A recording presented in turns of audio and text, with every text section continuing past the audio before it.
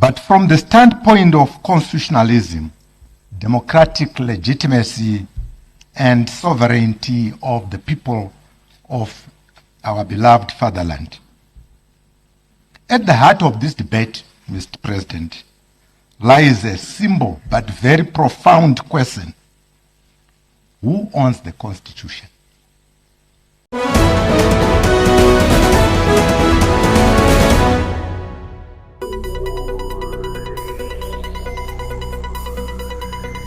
Mhuri yeZimbabwe ndavasiso Zvidzai vanova opposition senator mudare reseneti vaidhibheta maererano nebill number 3. Bill number 3 rakaprezentwa rakaintroducwa mudare iri nezuro navaziyambi. Bill rakadarika nemudare reparamende kuma-MPs anova akaritsigira nema-MPs anokwana ivo 216 against 42.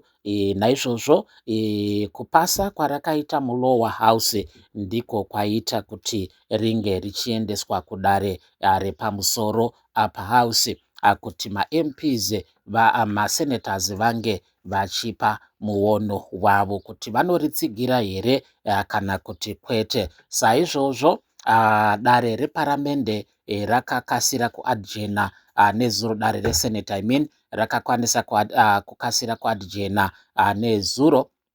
Saizvozvo vanoenderera mberi muzuva ranhasi panotarisirwa kupenderwa hurukuro idzi zvichida mangwana rozovhoterwa. Asi vaZvidzai vane mubvunzo mumwe chete wekuti varidzi vebumbiro remutemo ndaanani, uyezve bumbiro iri sei risiri kuremekedzwa? Ndo mumwe mubvunzo. Uyezve kuti kana zviri izvo ngariendeswe kureferendamu. Vane mubvunzowo zvekare wekuti vane kutaura kwavo kwekuti even vapambevhu vaidzoka kuvanhu kana paita maissues ari very important zvakafanana nebill number 3. Ameno mhuri yeZimbabwe, ndo mashoko panapa kubva kuna vasisi Zvidzai. Regai tinzwe debate ravo zvizere. To contribute to this most important debate, Mr. President. Originally, the list had put me on number 18, but all the same, I'm prepared to share my ideas around this important bill now. Mr. President, as I debate, I don't intend to debate President Dr. Emmerson Mnangagwa, who I believe has done much better than his predecessor in terms of delivery of certain components of our services. I do understand that President Mnangagwa has increased the GDP of this economy from a measly 20 or so to 57. That is something that we all should undoubtedly praise, applaud, and encourage. Mr. President, but let me not digress. Let me debate the bill. So I rise at this juncture to do exactly that. I rise from a standpoint, Mr. President, not merely of legal interpretation of the law. I'm not a lawyer, engineer. But from the standpoint of constitutionalism, democratic legitimacy, and sovereignty of the people of our beloved fatherland. At the heart of this debate, Mr. President, lies a simple but very profound question. Who owns the Constitution? Who owns this Constitution that we are being asked today to amend. The answer is not Parliament. It's not our constitution as Parliament.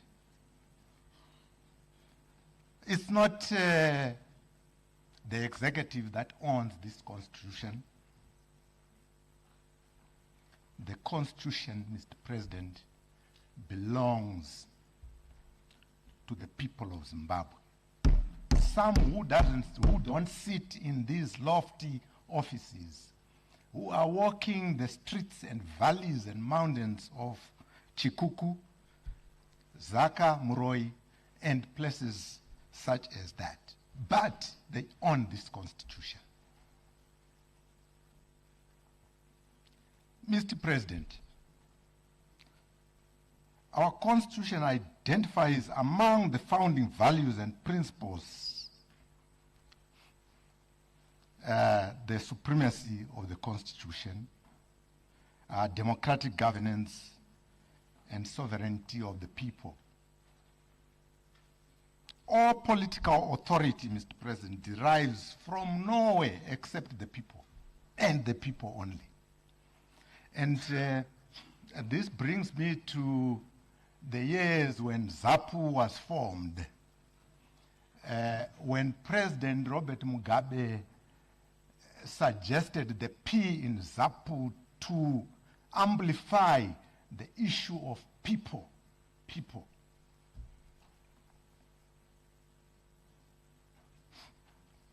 So political authority, Mr. President, derives from the people and must be exercised in accordance to their will. Mr. President, the proponents of this bill argue that the Constitution does not expressly require a referendum before extending the tenure of elected officials. I am not walking that route. I don't intend to, because that's a law value. Law provides for minimums. Good governance does above the minimums. So the fact that the Constitution may not have provided, which is arguable for a referendum, and you stick to that, you are acting at the lower end of a value system. I would rather act at the higher end of a value system.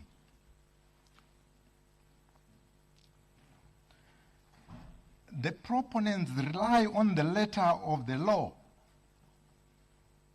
However, constitutions, Mr. President, are not interpreted solely by their text.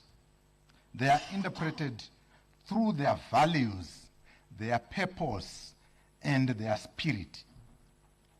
Their values, their purpose, and the spirit.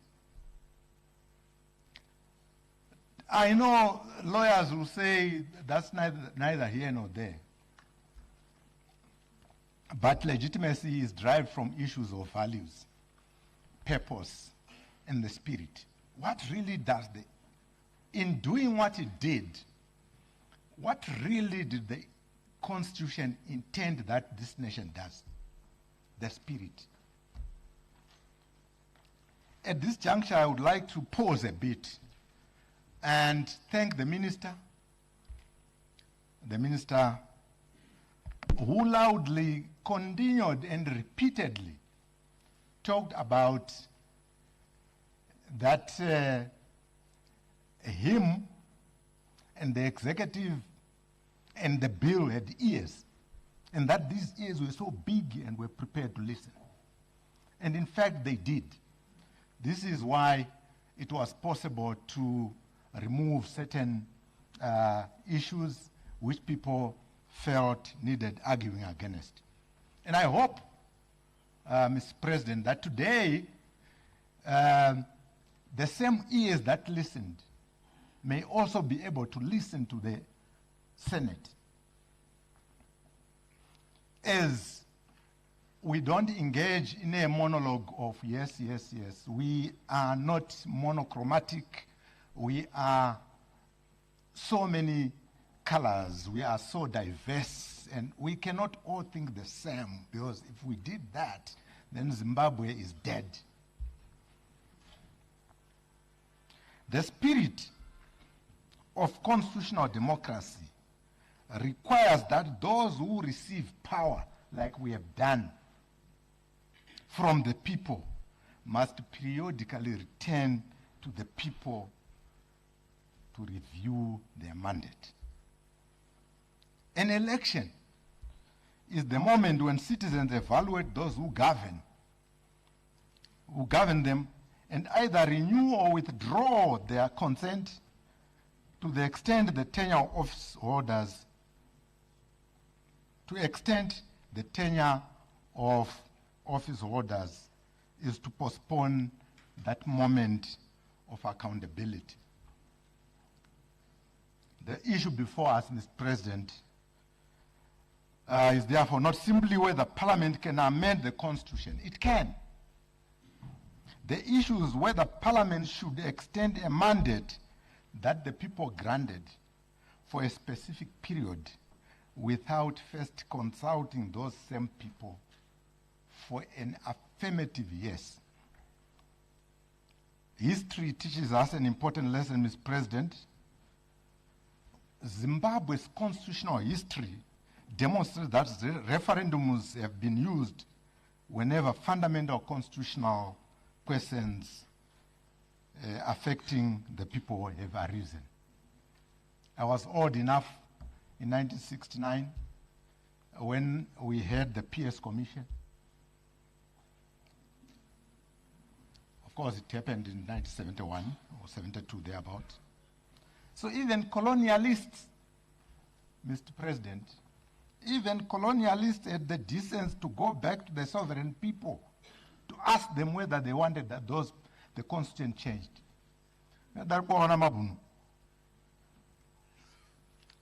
In year 2000, Mr. President, in year 2000,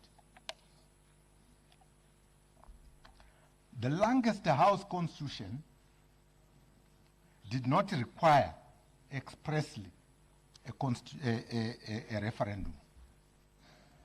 But government still sought the direct approval of the people for a new constitutional order. That is an example of going beyond the minimum and climbing the heights to a higher zenith of a higher value system. And this is what we must invite President E.D. Mnangagwa's government to do, to ride higher rather than lowest. And I know it's his desire to do that we ride.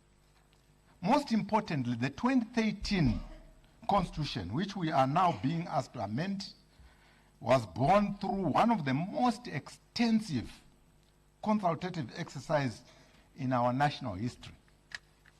I differ a bit with the minister because the 2013 Constitution, in the 2013 Constitution, we had 4,943 meetings throughout the country, nearly 5,000, compared to 63. More than 1 million Zimbabweans participated in the consultations. This time we are told 540, and it's an amazing number. The final draft, Mr. President, was subjected to a national referendum, and 3.08 million people or Zimbabweans voted in favor of that constitution. Therefore, this constitution was not gifted to the people by politicians. It was authored by the people for themselves. And we desire a repeated approach so that we can always proudly say this is our document done by us for ourselves, not by some elite sitting in an ivory tower.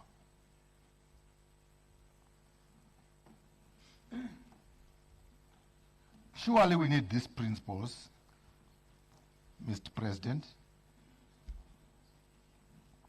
The Constitution, as I said, may not expressly compel that we do a referendum, but it doesn't stop us from doing it. It's not unlawful. I hear the minister saying we don't need to. If we did that, would we have broken the law if we do a referendum?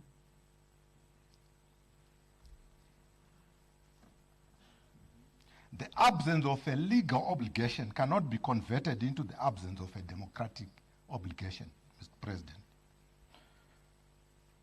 Honorable President, let me come to the issue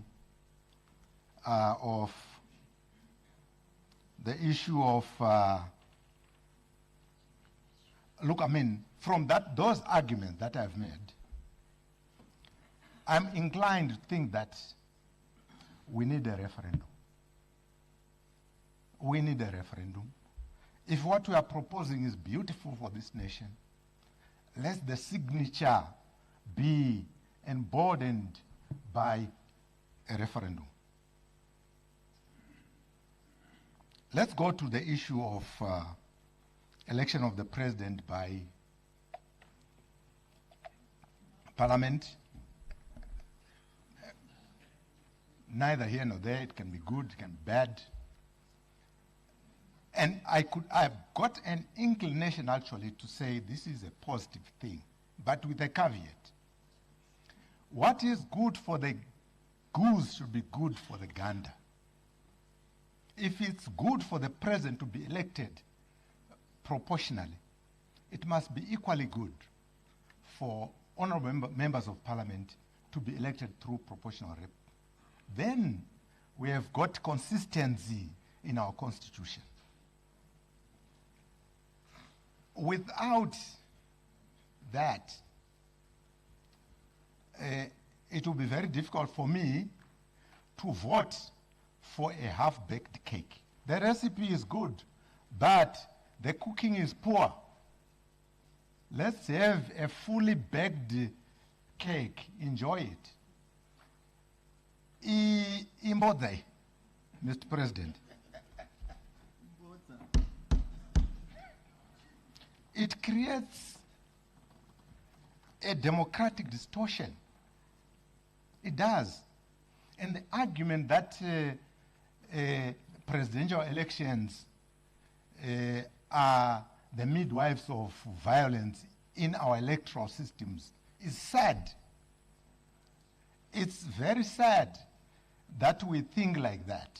I participated in an election in year 2000, and there are bones scattered throughout the country arising from killings where there was no president. Let's not apportion blame to the highest office of the land. It's unfair to say the violence that happened in 2000 was a result of President Mugabe, or to say any violence that may happen again in future is a result of President Emerson Mnangagwa. No, that's wrong. That's wrong. Let's not do that. Let's all agree that we don't want violence in our electoral systems. It's not elections that are violent. It's people that participate in elections that are violent.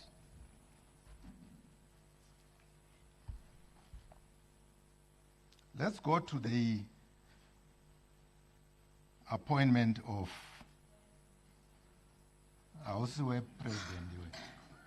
appointment of additional senators. Mr. President,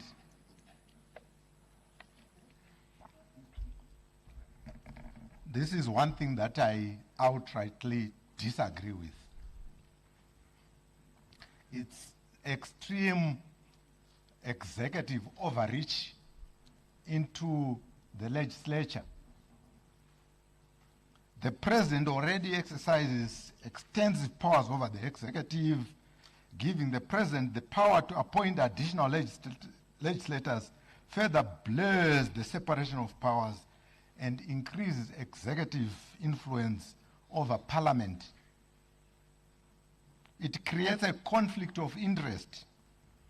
Appointed senators may feel indebted and may actually not want to exercise their oversight over the executive. Parliament's role is to hold the executive accountable, not to be populated by the executive. In fact, it's something that we had, which we have rejected.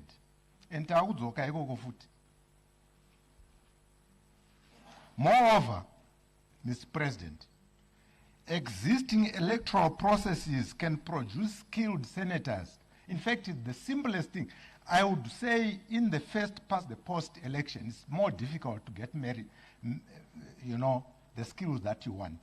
But in the case of Senate, proportional rep, MPs, etc., you can actually preload the quality that you want. You can put that in the statutes to say for you to be a senator, you need to have a PhD, or you have to have, you must be a rocket scientist. You can put that in the Constitution. You have 2 minutes left, Honorable Zvidzai.